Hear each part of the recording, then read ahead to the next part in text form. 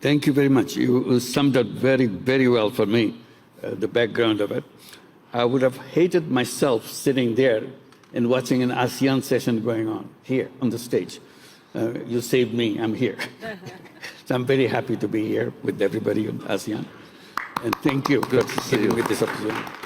And we all pray for your success, Julie Bishop.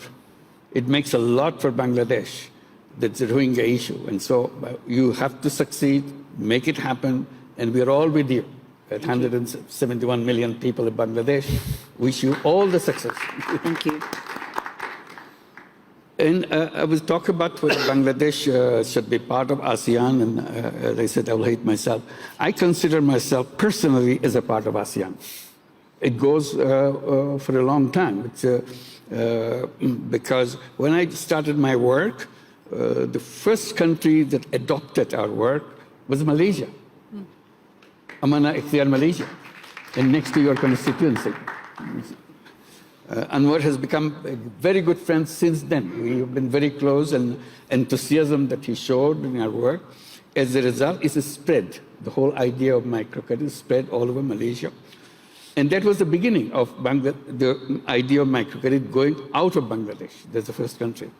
So that brought me so close to Malaysia, and it became stronger and stronger relationship with Malaysia. We feel extremely well connected together. So I don't see why we cannot be together in ASEAN. And my friend, Prime Minister Anwar, has already assured me that somehow we will become a part of ASEAN, starting with the dialogue partner, which is available, hopefully, because emotionally we're so close to make it happen. And then came Indonesia, next to Malaysia. This is the Karya Usaha Mandiri. This is a microcredit application in Indonesia. So Indonesia became very close to us, working together, village after village, island after island. So I cannot see myself distancing from Indonesia. We're so much part of Indonesia, so personally happening.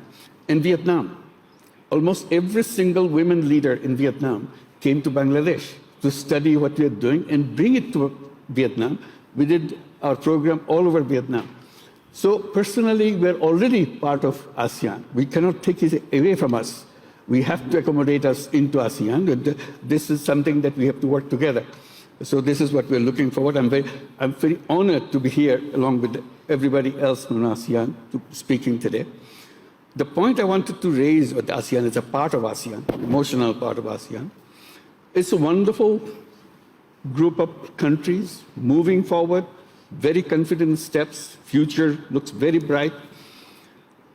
But the question that I've been raising in Bangladesh, and I want to share it with also ASEAN countries, what kind of future that we see for ourselves as a region, as a country? Do we follow the same footsteps that the West has done as a success and the same development paradigm that we have learned? And I'm always saying, no, that's not the way we should do. We should create our own way of what we see as a development, as a future of our countries, and so on. One of the things we said, all the issues and definitions and the concepts that we have adopted from the Western way of looking at it can be redesigned. And that's one of the things is the whole banking system, whether banking system should remain connected with the people with money. Can it be redesigned to bring it to people who don't have money, starting with that? And that's what the changes in the microcredit came as a change for that, addressing that, challenging the whole banking system. Banking system has to be redesigned. And that led to us another issue which we want to share with ASEAN.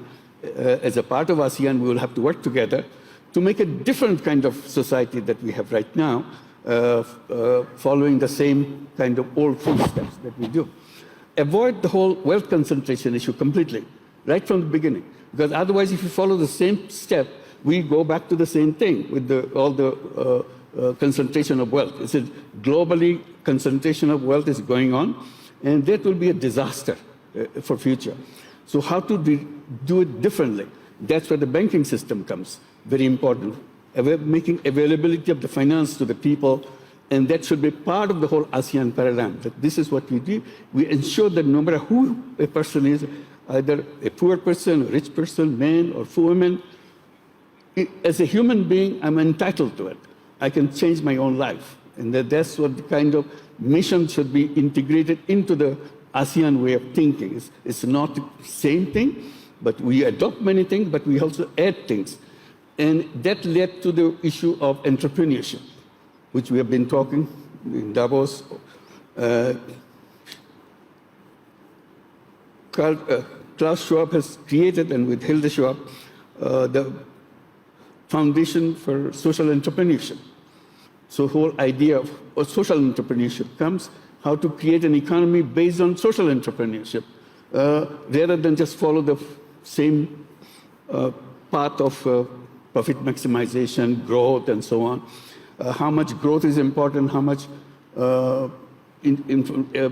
sharing of wealth is important, so together.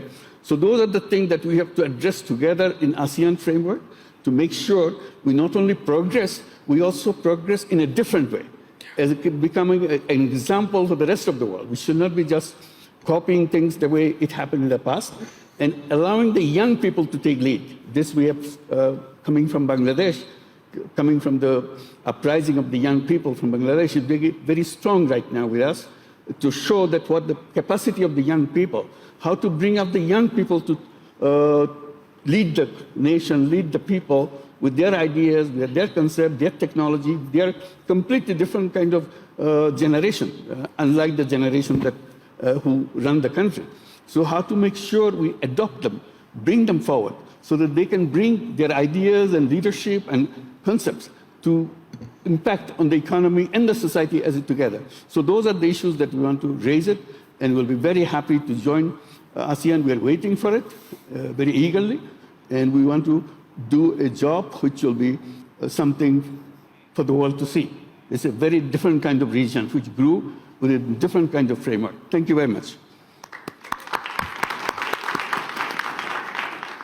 Well, I feel very confident that the success of this ASEAN region group is guaranteed. It's only a question of how you design it so that you don't repeat the mistakes others have done.